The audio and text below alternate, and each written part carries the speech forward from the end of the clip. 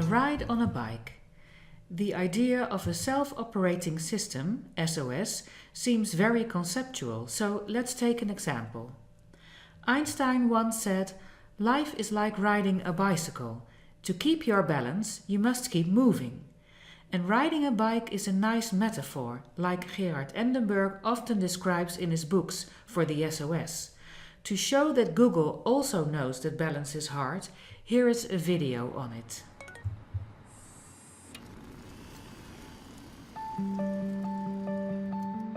The Dutch cycle more than any other nation in the world, almost 900 kilometers per person. But that also means we have 350,000 bike-related injuries. Now imagine that we would make biking safer, smarter and easier by applying self-driving technology to biking. We taught our self-driving bike to figure out where it is, what's around it, what will happen next, and what it should do.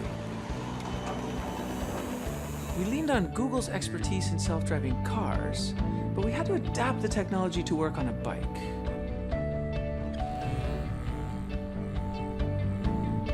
We decided to add 2 additional features.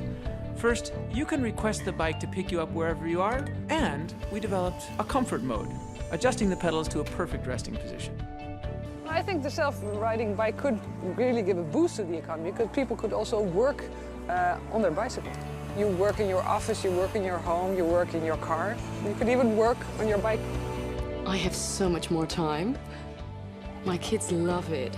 They're just free. They can go anywhere they want, anytime they want. It's amazing. At the Fietsersbond, we feel that this is the biggest invention since the invention of the bicycle itself. At Google, we always put our users first. With the launch of this bike, we believe we do that again.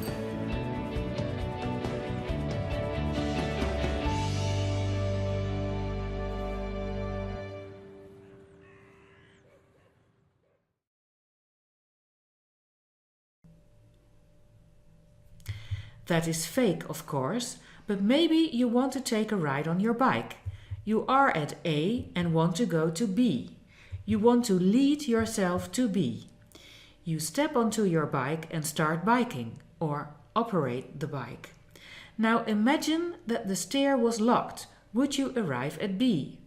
Or if there was something wrong with your balance organ, which prevents you from keeping your balance, would you arrive there? Or if you would close your eyes, do you think that you would arrive at B? Very likely you wouldn't. So you need to sense if you are still on track by seeing, and keep your balance by feeling. You are never riding on a straight line like the red line you see here, but you are constantly adjusting your course to set the right direction, like the green line in this picture. Perhaps to avoid bumps or holes in the road. Gerard Endenburg calls this process weaving. While riding, you correct yourself between certain thresholds, the blue lines in this picture. Riding a bike needs practice and your senses need training. After learning to ride a bike, it is very hard to unlearn it, as you can see in the following video. Hey, it's me, Destin. Welcome back to Smarter Every Day. You've heard people say it's just like riding a bike, meaning it's really easy and you can't forget how to do it, right? But I did something. I did something that damaged my mind. It happened on the streets of Amsterdam, and I got really scared, honestly. I can't ride a bike like you can anymore. Before I show you the video of what happened, I need to tell you the backstory. Like many 6-year-olds with a MacGyver mullet, I learned how to ride a bike when I was really young. I had learned a life skill and I was really proud of it. Everything changed though when my friend Barney called me 25 years later. Where I work, the welders are geniuses and they like to play jokes on the engineers. He had a challenge for me. He had built a special bicycle and he wanted me to try to ride it. He had only changed one thing. When you turn the handlebar to the left, the wheel goes to the right. When you turn it to the right, the wheel goes to the left. I thought this would be easy, so I hopped on the bike ready to demonstrate how quickly I could conquer this. And here he is, ladies and gentlemen, Mr. Destin Sandlin. First attempt riding the bicycle. All right. So the faster I go, the better. Yeah. I couldn't do it. You can see that I'm laughing, but I'm actually really frustrated. In this moment, I had a really deep revelation. My thinking was in a rut. This bike revealed a very deep truth to me. I had the knowledge of how to operate the bike, but I did not have the understanding. Therefore, knowledge is not understanding. Look, I know what you're probably thinking. Destin's probably just an uncoordinated engineer and can't do it. But that's not the case at all. The algorithm that's associated with riding a bike in your brain is just that complicated. Think about it. Downwards force on the pedals, leaning your whole body, pulling and pushing the handlebars, gyroscopic precession in the wheels. Every single force is part of this algorithm. And if you change any one part, it affects the entire control system. I do not make definitive statements that often, but I'm telling you right now, you cannot ride this bicycle. You might think you can, but you can't. I know this because I'm often asked to speak at universities and conferences, and I take the bike with me. It's always the same. People think they're going to try some trick or they're just going to power through it. It doesn't work. Your brain cannot handle this. For instance, this guy, I offered him $200 just to ride this bike 10 feet across the stage. Everybody thought he could do it. No, you didn't understand. You didn't understand. So, this way. Okay. All right, just a second. All right, so, whenever you're ready. Yeah. Good. No, you have to keep your feet on. Dude, all right, give it a go. Just give it a go. Wait. Like, you gotta start rolling at least. Go. And go. Oh, go! All right, back up. Okay, wait. Keep your feet on the pedal. Go. Go right off.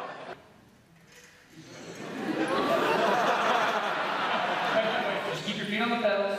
Handles on. Yeah, come on. All right, one more time. Okay. Once you have a rigid way of thinking in your head, sometimes you cannot change that, even if you want to.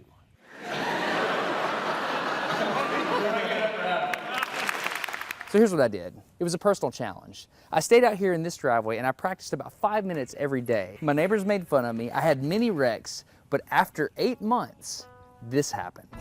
One day I couldn't ride the bike and the next day I could. It was like I could feel some kind of pathway in my brain that was now unlocked. It was really weird though. It's like there's this trail in my brain, but if I wasn't paying close enough attention to it, my brain would easily lose that neural path and jump back onto the old road it was more familiar with. Any small distractions at all, like a cell phone ringing in my pocket, would instantly throw my brain back to the old control algorithm and I would wreck. But at least I could ride it. My son is the closest person to me genetically, and he's been riding a normal bike for 3 years. That's over half his life. I wanted to know how long it would take him to learn how to ride a backwards bike, so I told him if he learned how to ride a backwards bike, he could go with me to Australia and meet a real astronaut. Are you gonna give up? No. Go ahead. This is how it starts. Look at this. This is such a big deal. Get up, you got it. Did you see his brain get it? So he, in, how many weeks have we been doing this? 2 weeks? In 2 weeks, he did something that took me 8 months to do, which demonstrates that a child has more neuroplasticity, am I even saying that right, than an adult. It's clear from this experiment that children have a much more plastic brain than adults. That's why the best time to learn a language is when you're a young child. All right, today's bike log. I can ride smooth, I can ride fast. I'm thinking the experiment is over. Okay, now I'm in Amsterdam, a city that has more bicycles than people. The question is, can I ride a normal bike now? I mean, I've spent all this time unlearning how to ride a bike. If I go back and try to ride a normal one, will my brain mess up? So I've tweeted a Smarter Everyday meetup, if you will, and I'm gonna see if somebody brings a bicycle and I'm gonna try to ride a normal bike. It's backwards, it's backwards. This was one of the most frustrating moments of my life. I had ridden a normal bike since I was 6, but in this moment I couldn't do it anymore. I had set out to prove that I could free my brain from a cognitive bias. But at this point, I'm pretty sure that all I proved is that I could only redesignate that bias. So what you're not seeing is just a group of people here looking at me, looking at the strange American that can't ride a bike because they think I'm dumb. But I'm actually 2 levels deep into this because I've learned and unlearned. All right. After 20 minutes of making a fool out of myself, suddenly my brain clicked back into the old algorithm. I can't explain it, but it happened in a very specific moment.